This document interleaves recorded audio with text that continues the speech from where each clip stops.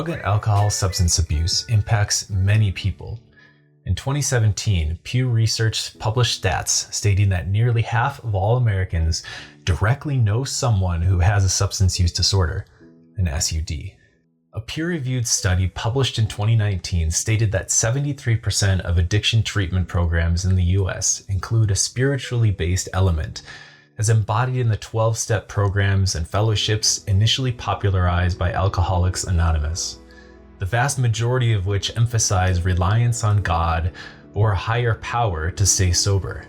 Seeing as how religion and spirituality plays such a large part in the majority of rehab treatment programs here in America, I would like to discuss some common ideologies utilized as a foundation for methods within many of these religious facilities. More specifically, I would like to touch on the concept of once an addict, always an addict, as well as the JOY model, JOY, Jesus first, others second, yourself last, where cognitive behavioral therapy, CBD, is especially effective and a research-backed model. Many religious rehab programs decide to go with non-science-backed methods instead. So this is where we're at. Once an addict, always an addict, shortened to OAAA, is an idea that implies that if you were once addicted to meth, food, alcohol, or sex, that you will always be addicted. It implies that there is no way of changing your state. This idea that anyone is powerless over any substance or external additive force, let alone forever though, is simply not supported by research. So, let's break this down. It perpetuates a feeling of shame. The OAAA label comes with a lot of negative weight. Laziness, powerlessness, hopelessness, loser, untrustworthy. Given that stance, they will be less likely to seek help for their problematic drinking, drug use, or porn use for fear of being labeled or shamed by those they love. An addiction expert, Dr. John Kelly, said that people who feel more stigmatized are less likely to seek treatment, even if they have the same level of addiction severity, and that they're also more likely to drop out of a treatment if they feel stigmatized and ashamed. Dr. Kelly also found through a study that physicians and clinical psychologists exposed to the term substance abuser in a vignette were more likely to blame a hypothetical patient for his or her condition than were those exposed to the phrase having a substance use disorder. Clinicians in the first group were also more likely to say that punishment was required as opposed to treatment. Howard Koh, a professor in Harvard's Chan School of Public Health, talks about the words we choose and how they impact care. Words matter. The words we use convey what's normal and frame how clinicians, health professionals, and society at large view a problem, says Koh. If we don't choose our words carefully, we perpetuate bias, cloud understanding, and end up distancing ourselves from the people we want to help. Once an addict, always an addict keeps individuals feeling powerless and small. The term addict alone can contribute to destructive cycles. A 2019 study by Robert Ashford shows how using substance use disorder, SUD, rather than addict, contributes to a better success rate. If you have this idea that you'll always be an addict, even if you are able to stop using substances, you will always live with a shadow over your shoulder for the rest of your life. And if you do happen to slip up, then the guilt and shame will consume you, easily spiraling you down the hole again. If you live by the logic of OAAA, then you must be reliant on something, like your reliance of faith in God's redeeming grace, regardless of how fragile that may be. Recovery is not a linear process. Instances of slip-ups or relapse are often used as proof that the addiction is as strong as ever, but in fact, they are great learning opportunities, much like mistakes are in any other field. Relapse, though, is a sign that they've been trying, not that you are doomed or damaged. It also might mean the current treatment method they are using isn't a good fit. They should keep searching for one that actually does. Recovery doesn't look the same for everyone. The more we try to shove people in the same recovery box, the fewer people we will actually help. When we measure recovery success as an absence of relapse, we're setting people up for failure. According to the National Institute on Drug Abuse, relapse rates among recovering alcoholics are between 50 to 90% in the first 4 years after rehab. For recovering drug addicts, rates are between 40 and 60%.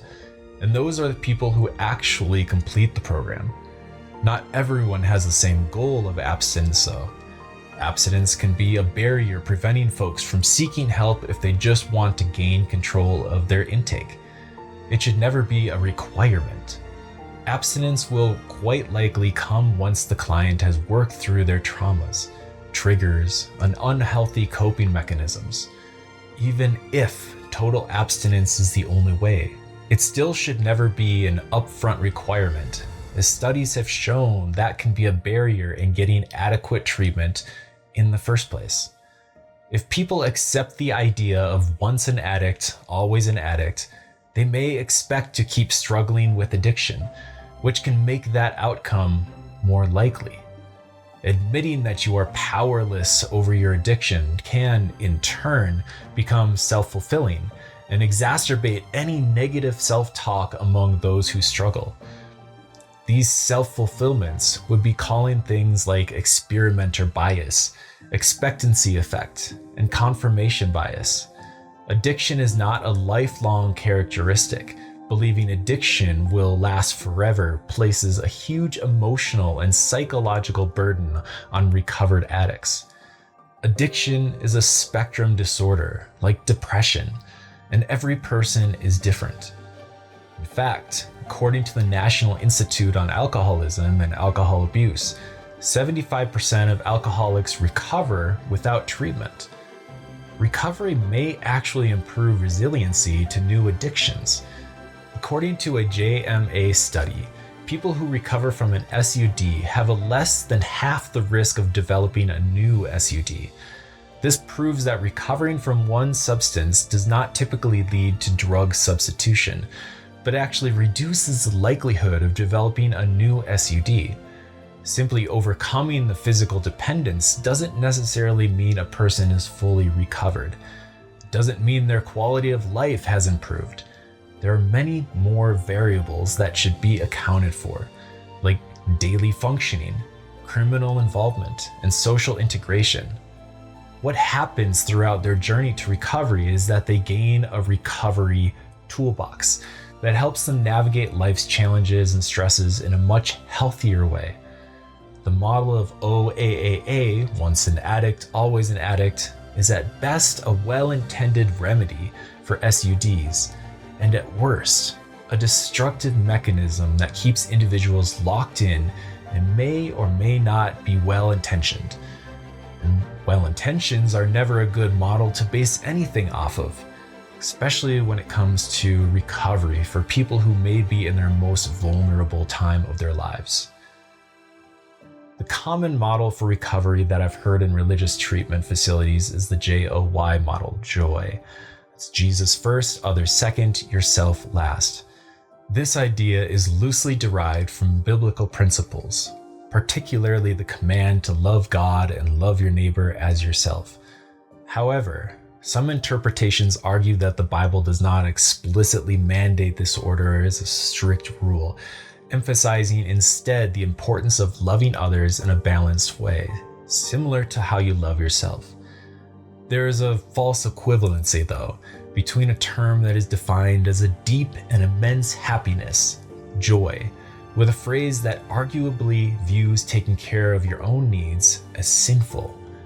JOY carries an intonation of shame and a message of the sinfulness of selfishness, something that to question it is likened to questioning the sacredness of motherhood or the divinity of Jesus Christ himself. When it comes to recovery, attempts to take care of oneself is often branded as nothing more than unrepentant narcissism. This leads to unhappiness and pain being treated by forgetting about your own needs and giving ourselves totally to the needs of others. In the Bible, when Elijah fled from Jezebel in 1 Kings chapter 19 and sank into a suicidal depression, the Lord didn't rebuke him for his lack of faith or his lack of dedication. In fact, God didn't attempt to treat his depression with a spiritual solution at all. He sent an angel with food and told Elijah to eat and sleep. And when he woke up, well, to eat and sleep again. Jesus took out time from serving others to rest and to be alone. He knew the value of having boundaries, that if you give until the cup is dry, you'll soon have nothing left to give it all. The JOY principle is based on a faulty model of Christians without cracks, super beings who have no needs of their own and thus are free to give unstintingly of themselves to others. It's not only a faulty view of what it means to be a Christian, but also on a faulty view of God as well. Hebrews 4 tells us that Jesus, our high priest, sympathizes with our weaknesses because he lived in a human body too. Psalm 103 says that God has compassion on us just as a father has compassion on his children, because he knows our frame and knows that we are but dust. Can one really separate loving God from loving people? Is it possible to love God without loving others? In Matthew 22:36-40, Jesus says that the greatest commandment of the law is to love the Lord your God, and then he equals loving your neighbor as you love yourself as the whole basis for what the law rests upon. This isn't love your neighbor better than or less than yourself, but equal to. If someone hates themselves, won't they hate their fellow man? Part of understanding how to best love and care for others is learning how to best love and care for ourselves. Lastly, about JOY, the idea of placing God, others, and yourself in a hierarchical order can aid in slowly disintegrating a sense of self and erodes at our ability to doubt the fallibility of man's judgments. It's what creates a world where those in powerful positions are able to get away with abuse or fraud so easily, while those victimized by abuse or cast as outsiders can be so quickly pushed to the side.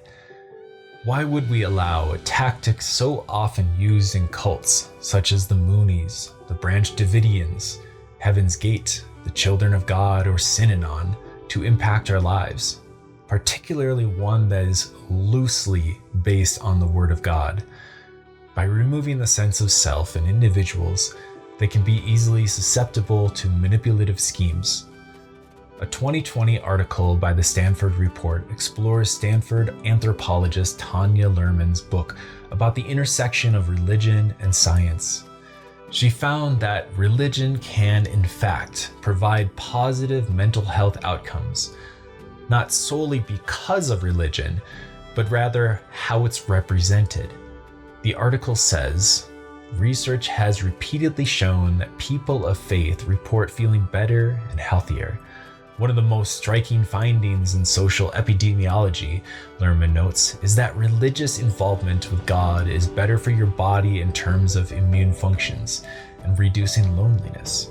One explanation for this, Luhrmann writes, is that for those who with an intense faith, God becomes a social relationship. MRI results indicate that in terms of brain function, talking to God resembles conversing with a friend. But the nature of that relationship is also key in terms of health. The more that God is seen as judgmental and negative, the more mental health symptoms are reported. In contrast, people who represent their relationship with God as being loving and satisfying pray more and report fewer mental health symptoms. The data suggests that when it's a good relationship, it's better for the body, Luhrmann said. If the way a person experiences God can measurably shape their mental and physical health, then the implications are difficult to ignore. The image of God we internalize becomes the lens through which we understand our worth, our limits, our needs, And that lens is not neutral. When faith encourages connection, compassion, and mutual care, it nurtures well-being. But when it distorts those values into self-neglect, quiet suffering, or chronic unworthiness, it begins to mirror the very harm it claims to heal. It is not belief itself that restores us, but the nature of the relationship that belief creates. And if that relationship is rooted in fear, shame, or diminishment, if your connection to God is conditional, then we should question what exactly is being formed in the name of healing. At some point, we have to ask what kind of healing demands that you stay broken in your identity or disappear in your personhood, because that's what these models do. They keep you small, dependent, and easy to control. But real healing doesn't come from shrinking yourself. It comes from learning to exist fully, honestly, imperfectly, with agency. And if you're religious, feeling the unconditional love of God. And if that kind of wholeness challenges the system, then maybe it's the system that needs saving, not you.